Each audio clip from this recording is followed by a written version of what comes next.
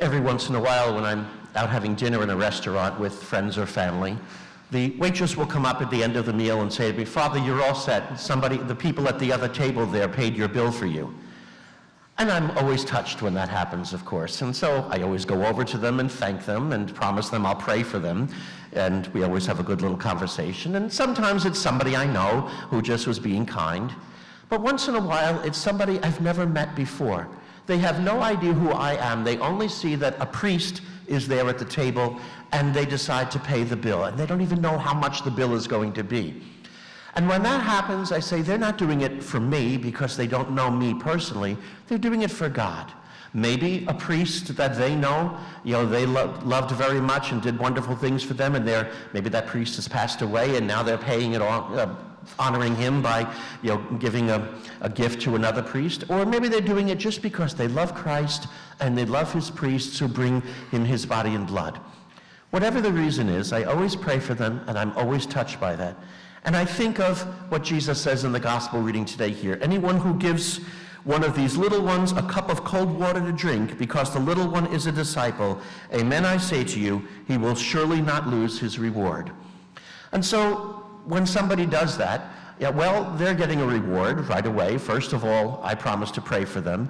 I'm sure they feel good in their heart. Do you not feel good when somebody when you do a good deed for somebody and they thank you for it? Well, you feel good about that. And then, of course, the greatest one, the reward in heaven will be great. Now, please just don't misunderstand me, the reason why I'm telling you that this morning. I'm not trying to tell you if you see me in a restaurant, you have to pick up my tab. This is not some pathetic attempt to get some freebies out of you. But how good we feel when we do something good for somebody, especially when that person is close to God.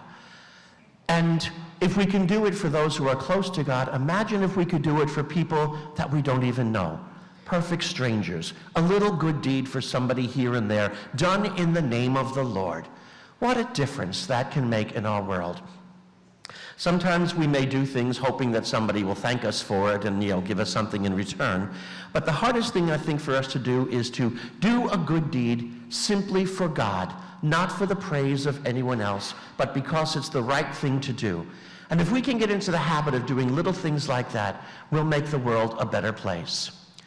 When I was in the seminary, one night there had been a snowstorm, and my room overlooked the parking lot. And I saw one of the seminarians was out early in the morning, and he was removing the snow from all the cars in the parking lot, all the other seminarians who were there.